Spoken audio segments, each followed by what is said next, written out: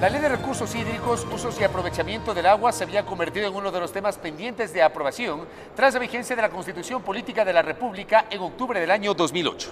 La primera disposición transitoria de la Carta Política otorgaba un plazo de 360 días, es decir, hasta octubre de 2009 para que la función legislativa tramite la normativa. Sin embargo, pasaron 6 años y la semana anterior la Asamblea Nacional cumplió el último paso para que la ley entre en vigencia, esto es, el conocimiento y resolución de la objeción parcial presidencial. Todo esto como parte de un larguísimo proceso que tuvo su punto de inflexión en el año 2010, cuando se suspendió la votación para dar paso a un proceso inédito en el Ecuador, la consulta prelegislativa.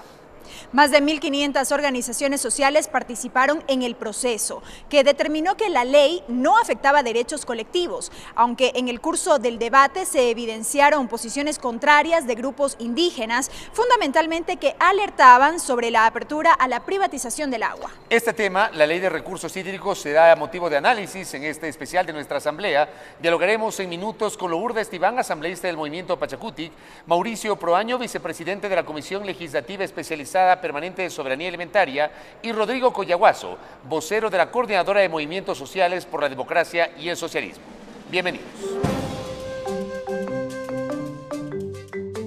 En efecto, la ley que regula los recursos hídricos, usos y aprovechamiento del agua se convertirá próximamente en ley de la República con su publicación en el registro oficial.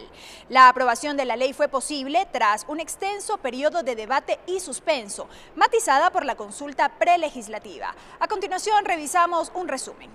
Debía ser aprobada en el lapso de 360 días a partir de la vigencia de la Constitución, pero se convirtió en un pendiente durante casi 6 años. Finalmente, la Asamblea Nacional cumplió con el cometido.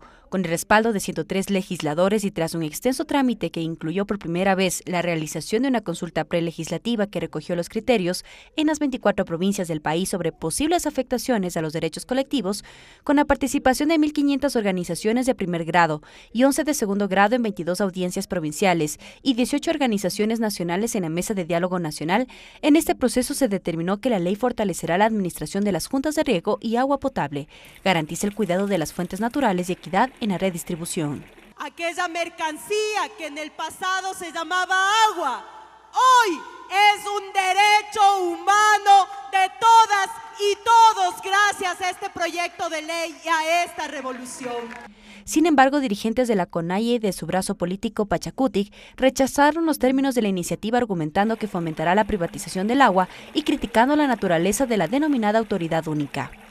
La autoridad única del agua es responsable de la gestión integral de los recursos hídricos. ¿Quién podrá coordinar con los diferentes niveles de gobierno? ¿Quién podrá coordinar? ¿En dónde le dejaron entonces a los sistemas comunitarios que venimos luchando en la consulta prelegislativa? Aprobada la ley, el Ejecutivo objetó parcialmente 10 de los 163 artículos proponiendo normas para clarificar las actividades en el sector estratégico del agua, las competencias de la Autoridad Única del Agua, las atribuciones de la Agencia de Regulación y Control del Agua, la disminución de la cantidad del agua, las condiciones y lineamientos relativos a la autorización de aprovechamiento productivo para agua envasada, entre otros. Son puntos que lo que ayuda es a clarificar ciertos artículos, no hay un cambio de estructura de la ley, no hay un cambio fundamental en el tema de la propuesta que enviamos. El Pleno de la Asamblea, con 93 votos a favor, se allanó totalmente al veto parcial, argumentando que no alteraba la esencia de la ley. Personalmente, creo que en la mayoría de los asambleístas de la Comisión estamos en allanarnos al veto parcial, porque no cambia la estructura de la ley, ¿no? Ayuda a precisar, como les digo, ayuda a comprender mejor y a clarificar cuáles son las funciones en ciertos artículos que necesitábamos poner más claridad. Con ello, en pocos días, la Ley de Recursos Hídricos será publicada en el registro oficial y entrará en vigencia de inmediato. Observábamos, amables televidentes, en las notas precedentes cómo la Ley de Recursos Hídricos, Usos y Aprovechamiento del Agua había sido una de las deudas pendientes por la función legislativa a partir de la vigencia de la Constitución Política de la República en octubre del año 2008, que disponía un plazo de 360 días, equivalentes a prácticamente un año para su trámite y aprobación. Es decir, pasaron 6 años y una serie de tropiezos que los vamos a desmenuzar de inmediato con nuestros invitados. Y le quiero preguntar en primera instancia a Mauricio Proaño, vicepresidente de la Comisión Legislativa de Soberanía Alimentaria. ¿Por qué fue tan complicado, por qué tomó tanto tiempo aprobar la Ley de Recursos Hídricos? Bueno, una de las cuestiones y las causas de esto, siempre el tema agua tiene su nivel de conflictividad. Y como es un recurso que nadie puede vivir sin este recurso, entonces cualquier tema de normativa, cualquier tema de uso, cualquier tema de aprovechamiento, siempre trae con eso conflictos. Por ejemplo, alguien dice, es que nos pueden quitar, es que después me quedo sin agua.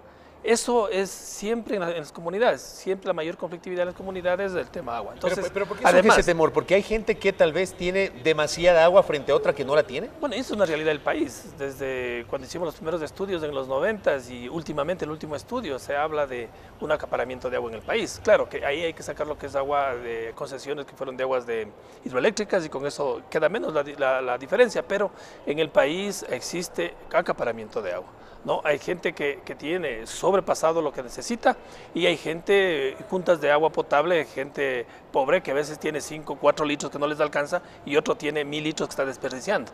Entonces, esa conflictividad y ver cómo queda la norma a nivel nacional hace que tenga una discusión más fuerte, que haya movilizaciones, que la gente se exprese, pero eso es importante porque en un tema de conflictividad lo que más ayuda es la conversación, el diálogo, la discusión y luego se va armando ya todo lo que es la problemática y la norma que tiene que regular esto para que pueda funcionar. Así que yo desde los 90s que luchábamos por una nueva ley de aguas, porque la de 72 ya pasó, yo creo que ya no está en la época para esto, se dio y hoy, por ejemplo, a mí me da un orgullo, siempre hemos estado en este tema de agua y hoy ser parte de los asambleístas de todo aquí del país que hemos logrado aprobar esta nueva ley de recursos hídricos. Ya vamos a desmenuzar algunos aspectos de la ley. Le quiero dar el saludo y la bienvenida a Lourdes Tibán, asambleísta por Cotopaxi de Pachacutic. Hay efectivamente, como dice Mauricio Proaño, en el sector comunitario muestras de acaparamiento. Hay gente, por ejemplo, en haciendas que tiene demasiada agua frente a pequeños campesinos, agricultores que no tienen el acceso al agua, por ejemplo, para riego, asambleísta. Bueno, primero empezaré diciendo que la ley de aguas ha sido un interés nacional. La CONAIE en el año 2009, a través de Lourdes Tibán, presentó un proyecto de ley y creo que fue el primer proyecto de ley que ingresó a la Asamblea Nacional. Posterior a eso, el Gobierno Nacional envió su proyecto, se han cuajado las dos leyes y nosotros queremos aclarar diciendo que la CONAIE pide la ley de aguas. Lo que la CONAIE plantea, y nosotros como asambleístas de Pachacuti planteamos, de que la ley de aguas no puede salir tal como está. Ese ha sido nuestro cuestionamiento, que la ley exista, pero que haya el mínimo consenso en temas de privatización, por ejemplo. No debe existir privatización y en eso estamos de acuerdo en el artículo 6 de la ley, pero el artículo 7 le da cabida y le da las puertas abiertas a la privatización en dos casos. Dice que la iniciativa privada tendrá derecho, junto con la economía popular o solidaria o por separado, en casos de estados de excepción y cuando la Autoridad Única del Agua diga que no tenemos plata y tampoco capacidad técnica para hacer un proyecto. En estos dos casos, por el plazo máximo de 10 años, la iniciativa privada va a entrar a ser parte del uso del agua. Eso es lo que no estamos de acuerdo. Segundo, el acaparamiento es uno de los temas fundamentales en el debate de la CONAIE.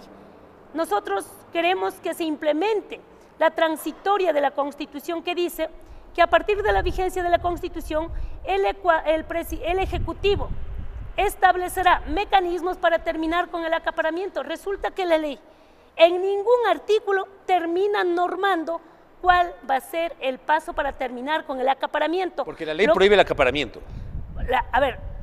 En ningún lado.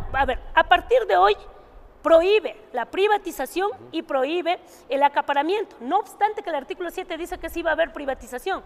Nosotros hemos dicho, ponga un artículo que diga cómo vamos a terminar el acaparamiento, no quieren poner. Es decir, cómo se soluciona el acaparamiento presente, no el futuro. Así es. No.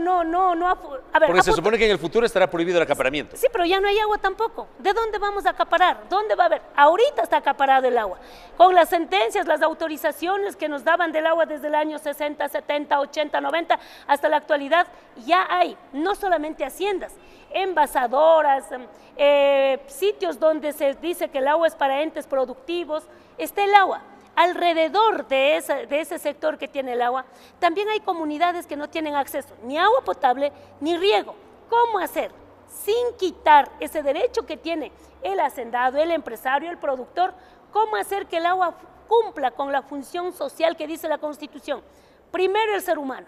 Segundo, riego para soberanía alimentaria. Tercero, lo que es temas de producción. Entonces, no se trata de pelear con el hacendado ni pelear con los que ahora tienen el agua. Se trata de decir cuánto necesitas tú, cuánto necesitan los otros y cómo vamos a redistribuir. Eso no dice la ley, lo que dice es que se prohíbe y que además dice que no habrá privatización, de manera que esa no privatización pierde toda legitimidad cuando dejan abierto en el artículo 7 que sí va a haber privatización. Esas son las contradicciones que nosotros no aceptamos en el proyecto de ley y por eso públicamente digo, nosotros votamos en contra porque no podemos ser cómplices de un proyecto de ley que no da salidas al tema de la no privatización y al tema del acaparamiento. Permítame preguntarle ahora a Rodrigo Coyaguazo, él es representante de la Coordinadora de los Movimientos Sociales, si estos criterios que acaba de alertar Lourdes Tibán sobre privatización y acaparamiento a ustedes, como está redactado en la ley que entrará en vigencia en los próximos días, finalmente les deja satisfechos. Bueno, primero creo que es importante, ¿no?, que en el artículo 6 se plantea claramente, conforme dice la Constitución, que está prohibida la privatización. Y ese es un elemento que no es que queda libre albedrío, sino que es imperativo y eso se tiene que cumplir en todas sus fases, sea que en este momento esté concentrada el agua, esté privatizada, o sea que a futuro se esté concentrada y se quiera privatizar. O sea, esa situación está plantea prácticamente se va para abajo. Con respecto al artículo 7, creo que el presidente aclaró de mayor manera. No se trata de aspectos no es que se deja abierta la privatización, porque en ningún momento se está entregando título de propiedad sobre el agua a ninguna empresa ni a nadie. Cuando usted tiene privatizado, ¿no es cierto?, que esta es mi empresa, esta es mi agua y con esta agua yo negocio. Esa es la privatización del agua. El petróleo, como es en Estados Unidos, el petróleo, quien es dueño del petróleo no es el Estado norteamericano, es la empresa X la que es dueña de ese petróleo y sobre ese petróleo él negocia, él vende, él hace lo que le da la gana, incluso se puede arreglar. Entonces, por lo tanto, en el artículo 7 lo que habla es sobre delegación, pero no está hablando de la privatización del agua. Por eso el artículo 6 y consecuente el 7 se está planteando claramente la prohibición de privatización del agua. Delegación no es lo mismo que privatización. Mire, primero ya en la misma ley, ahorita ya está en vigencia la ley. Con respecto a la ley anterior, incluso en la ley anterior no había delegaciones, lo que se planteaba eran las autorizaciones y ahora se ha ratificado lo de las autorizaciones, porque quien controla el agua, quien define sobre el agua, quien define sobre la redistribución, etcétera, etcétera, es el Estado, a través en este caso de la Autoridad Única del Agua. Por lo tanto, desechado, ¿no es cierto?, todo el argumento que se ha planteado anteriormente.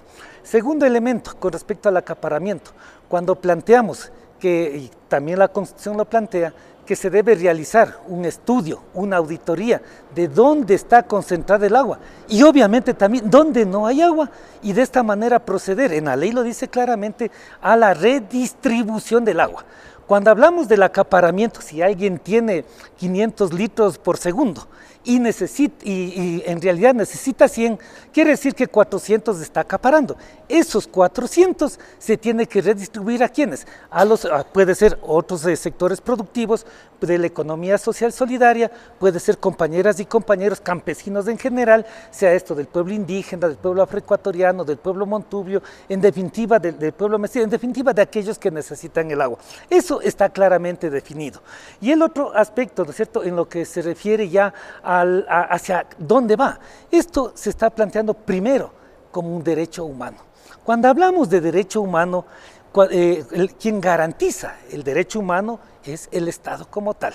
Ni siquiera las personas, ni siquiera las organizaciones, ni siquiera el Ejecutivo como tal, ni la Asamblea. Quien garantiza es el Estado como tal. Y ahí se plantea que el derecho humano al agua, primero está la prioridad, lo que Lourdes planteaba, para el ser humano. Y ahí está claramente identificado. Y como un cuarto grado de prelación se plantea que para las actividades productivas. Y si nosotros miramos en la ley, mucho ojo, y eso se planteó desde la Coordinadora de Movimientos Sociales, dentro de la prelación no solamente es para la agroindustria, sino para la economía popular y solidaria, que está asentada en nuestras comunidades, que está asentada aquí en los barrios, que está asentada en las pequeñas poblaciones, justamente ¿para qué? Para impulsar, ¿no es cierto?, el desarrollo del país desde abajo. Si mal no recuerdo, asambleísta Mauricio Proaño, el presidente Rafael Correa objetó el artículo 7 parcialmente Y le pregunto, este articulado que incorpora o esta redacción que incorpora en el veto parcial el señor presidente de la República, clarifica esta alerta que acaba de generar Lourdes Esteban respecto de que sí, el artículo 6 prohíbe la privatización, pero el artículo 7 deja abierta la puerta para esa privatización. Como estuvo escrito en la propuesta de ley, creo que estaba bien. O sea, no hay ninguna posibilidad. Pero usted no había dudas sobre eso. No había dudas sobre eso. El tema, para aclarar más, el presidente dice, bueno, lo que son estados de excepción, quitamos del artículo 7 y decimos que solo en caso de emergencia. Y por eso se retira el literal A.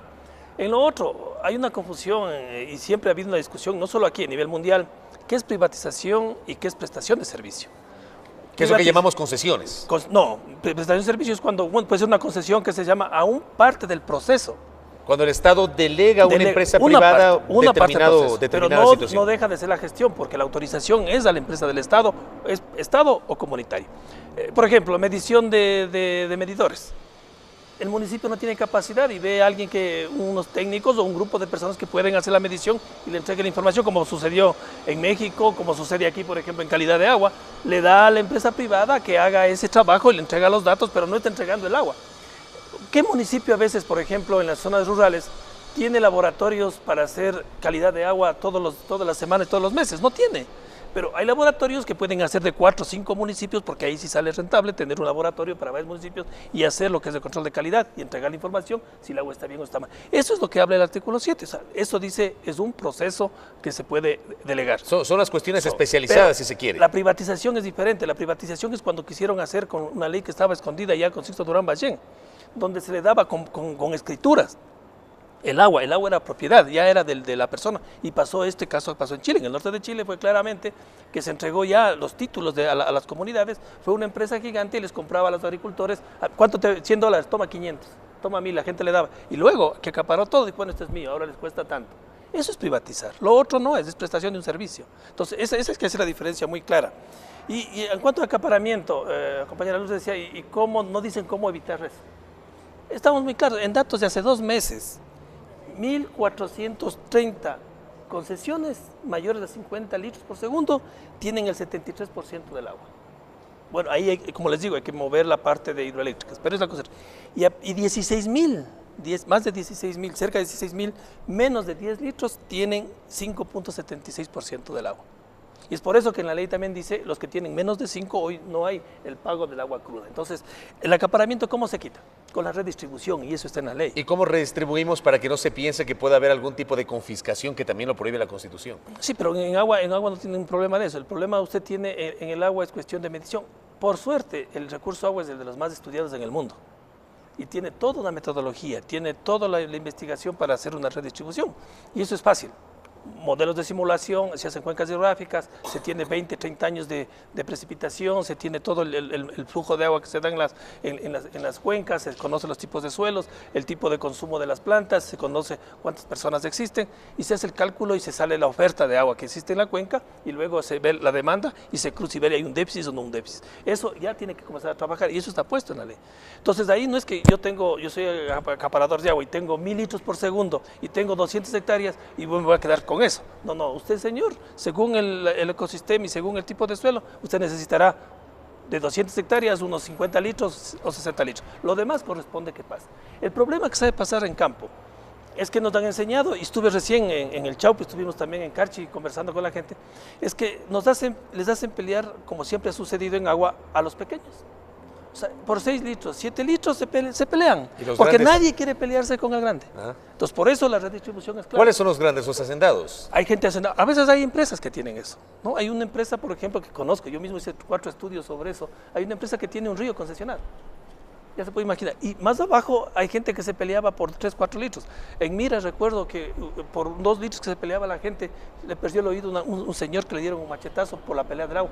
Cuando un señor de arriba, que necesitaba solo 50 litros, tenía 1100 litros concesionados. O sea, la redistribución del agua es la clave para el acaparamiento. O sea, está muy claramente ahí. No hay otra forma de hacer eso que con la redistribución. Usted tampoco puede prohibir a la persona que tiene las 100 hectáreas de no darle agua. O sea, no puede. El agua es una cosa, la tierra es otra cosa. Entonces tiene que darle, pero lo que necesita. Si es para un cultivo, por ejemplo, de papa, necesita tantos periodos de lluvia y hay que trabajar fuertemente en el Ecuador en el tema de infraestructura de almacenamiento de agua para poder regular los que son los flujos en invierno y en verano para mejorar lo que es la cantidad de agua y eficiencia en el uso del recurso. ¿Este concepto de Mauricio Proaño es adecuado, asambleísta Lourdes Tibán, para lograr la redistribución de la que habla la ley? A ver, primero es jodido hablar en teoría. Una cosa es teorizar, porque si ustedes escuchan el debate legislativo, los 100 asambleístas de Alianza País es como una retórica que todos están obligados a repetir. Y si no pueden repetir, tienen que leer. Yo, en cambio, vengo del riego. Yo los domingos tengo riego en mi comunidad. Y no de ahora, desde mis abuelos. Los abuelos dejaron al padre. Mi padre se murió y nos dejó a nosotros. El agua, primero, el agua para consumo humano corresponde a todos los seres humanos, pero el agua para el riego corresponde al terreno.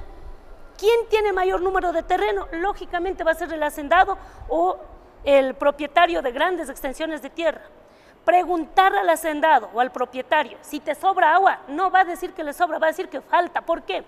Porque el caudal hídrico se ha ido secando. Una sentencia que cualquier persona haya obtenido, porque antes se llamaba sentencia, hoy es autorización, pero que en la vida real es lo mismo, es juego de palabras, porque aquí se quiere decir, no, antes era sentencia, ahora la Constitución dice autorización, luego trataron en el primer informe de delegación del uso. No, vea, para mí, cualquiera de esos términos es que el Estado me da la atribución de tener tantos litros de agua por segundo para el riego. Entonces, en ese momento, cuando en el año 70 una comunidad tuvo acceso a 500 litros por segundo, esos 500 litros por segundo venía el caudal lleno. Hoy no, hoy el caudal está a punto de desaparecer. Lo mismo le pasa al hacendado. El hacendado va a decir, en la época del bombita, cuando había mucha agua, yo tuve derecho, va a decir el hacendado, a 1000 litros por segundo. Esto me alcanzaba para las 300 hectáreas de tierra. Hoy, la tierra sigue siendo las 300 hectáreas, pero el agua ya no es 1000 por segundo. Ahora tal vez será 180 litros por segundo. Entonces, para nosotros va de la mano el fondo para el agua, el fondo para producir el agua, que es otro de los planteamientos de la CONAIE, que sí tiene lógica, cómo y con qué vamos a sembrar el agua. La gente cree que el agua sale de la llave. Abres las llavitas, te sale el agua. ¿A dónde vas a pagar? ¿En el municipio o contribuciones en el riego? No, nosotros tenemos que cultivar el páramo, cuidar el páramo. Cultivar, digo, en el sentido de reforestar con plantas nativas, sembrar plantas que no chupen el agua, sino que produzcan el agua. Porque ¿qué ha hecho las políticas de Estado? El Estado ha ido sembrando ciprés, eucalipto, y eso va cortando prácticamente toda la producción del agua en los páramos, y al final ya no vamos a discutir dónde está el agua, sino la escasez va a ser tanto para el hacendado como para nosotros. Entonces, lindo es en retórica decir que sí vamos a redistribuir. Dícteme, cualquiera de los dos gobiernistas, díganme en qué artículo está descifrado plazos, procedimientos para la redistribución, porque la Constitución sí nos da un año a partir de la vigencia. La ley dice que se hará una auditoría, pero no dice en el plazo de 6 meses, veremos las primeras resoluciones, no dice.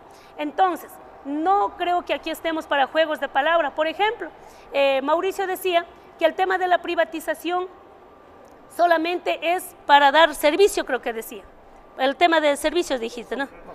Procesos, ya. Yo le digo a Mauricio, para dar servicios o para dar procesos de servicios, necesitamos declarar estado de emergencia. Necesitamos dar por 10 años, como dice el artículo 7, una dotación de servicios nos va a llevar 10 años, y dice usted que no, para eso no necesitan, tú dijiste, no necesitan ni autorización ni concesión, o no sé qué. Eso no está claro, dice usted. ¿Habría que reglamentarlo? Pero vea, el momento que la empresa privada va a manejar el agua por 10 años máximos, como mandó corrigiendo el presidente, porque la redacción era media confusa y decía, habrá renovación por otros 10 años, previo auditoría. Ahora la redacción me quedó más confusa, en la parte final dice que la concesión o la autorización o la iniciativa privada tendrá derecho a usar el agua. máximo por 10 años y dice previa auditoría. Eso es lo que mandó el presidente. ¿Qué van a auditar si todavía no han hecho uso del agua? Permítame avanzar. De manera que es una confusión total, que hay privatización, hay privatización. Permítame avanzar antes del corte con Rodrigo Cuyaguazo. Sus reflexiones a propósito de esto. ¿Será que con la auditoría podemos clarificar estas dudas que acaba de expresar Lourdes Tibán? O sea, veo que no se mira de manera, en el contexto general, la ley. Justamente lo que planteaba Lourdes, creo que tú, yo, Mauricio, hemos estado vinculados al agua, sea a través de las juntas de agua, de riego, sea a través de trabajar, digamos, ahí hemos trabajado y conocemos sobre el tema. O sea, no somos alguien que viene y... Pero sin embargo, si hay otras personas que quieren conocer, aunque no estén vinculados, porque el agua es para todos los ecuatorianos, bienvenida. Eso mucho, porque la ley no es solamente para quienes... Yo estoy en una junta de agua potable, ¿no? Tú estás en una junta de riego. Mauricio, que conoce, ha trabajado bastante tiempo en todos estos procesos. Pero si el consumidor de Quito quiere dar su criterio, bienvenido, aunque no haya estado en una junta de agua. No, si el hacendado quiere dar su criterio, bienvenido, porque una ley es de carácter general y en base a un interés nacional en beneficio de los ecuatorianos y para el desarrollo de los ecuatorianos. En esto hemos analizado, ¿no es cierto?, con las juntas de agua, con todos los demás. En tiempos de, primero, las autorizaciones de agua se hacía en verano, en invierno. Y en invierno usted tenía un caudal altísimo del agua. Entonces ahí se redistribuía a todos en base al agua que había en invierno. Pero cuando bajaba a verano, prácticamente se quedaba a la mitad. Con lo que quien estaba en la parte de arriba se quedaba con todo el agua y ya no alcanzaba el agua para redistribuir abajo. Y en la ley está claramente la duda que tiene Lourdes. Hemos planteado que conforme, si es que se ha dado una autorización en invierno, no, y se reduce, por obvia razón, se reduce el caudal de agua, se tiene que reducir ¿para quién? Para el de arriba, para el de abajo y para el de más abajo, a fin de que se pueda, ¿no es cierto?, redistribuir, ¿qué? En este caso, la escasez, así como también se puede redistribuir la abundancia del agua. Eso está en la ley claramente establecido. Entonces digo, eso ayer. Segundo elemento, no es que va a quedar la redistribución del agua a la buena voluntad del hacendado, y vos, Lourdes, nos conocemos, pues no es que el terrateniente nos entregó las tierras a la buena voluntad de ellos. Tuvimos que hacer acciones, movilizaciones, tomar acciones. Y si acá, ¿no es cierto? Ahora, el señor, aquí hay una ley, la ley le obliga, ¿no es cierto? Es imperativa a que se tiene que redistribuir. Obviamente el hacendado dirá, no, yo necesito 500. No, para eso hay los estudios técnicos, los análisis correspondientes, en el que de acuerdo a la calidad de la tierra, ¿no es cierto?, a la necesidad del agua que se tenga, se les quedará con él. Si de los 500, estoy hablando de caso específico de aquí de Cayambe, hay una hacienda que tiene 500 litros por segundo. De algunos estudios se ha hecho, necesita 100. Entonces el resto tendrá que redistribuirse a los otros. Y no queda potestad del hacendado. Por eso está la autoridad.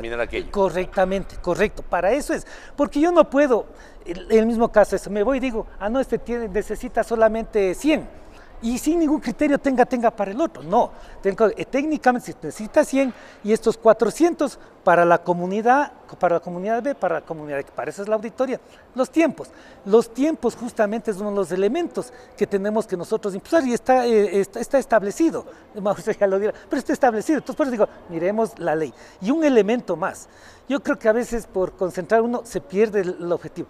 Planteamos en uno de los objetivos, y por el que más, por lo menos una de las cosas que a mí me ha gustado, es sobre la tecnificación del agua. Usted con 100 litros, ¿no es cierto?, puede toda la hacienda llenar, digamos, poder regar el agua. Pero si usted hace eso, por gravedad puede hacer eso, pero si usted lo hace en base a goteo, no necesita los 100, necesita los 50. Entonces tenemos que ir tecnificando y uno de los objetivos se plantea aquí en la ley que está ya vigente. Gracias, Rodrigo. Efectivamente, en este primer bloque hemos abordado los temas vinculados a la privatización y al acaparamiento. Vamos de inmediato a una breve pausa y al retornar estaremos revisando el otro tema polémico que tiene que ver con la Autoridad Única del Agua.